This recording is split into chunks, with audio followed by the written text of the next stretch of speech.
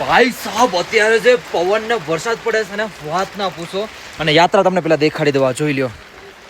ચાલુ વરસાદમાં પણ બધા નીચે તો જાય છે હો, તમે જો ને ઉપર કોઈને આવવા નથી દેતા, બધા નીચે જાય છે. જ્યાં ઉપર રોકાણા છે ને એ બાકી ભાઈ અત્યારે સમયની વાત કરું તો 1:53 થઈ ગઈ છે ને કેદાર ઘાટીમાં છે ને બહુ વરસાદ ચાલુ છે. હજી થોડોક હવા થોડી ડાઉન થઈ છે, પાછળની સાઈડ બહુ હવા તેજ આવે છે.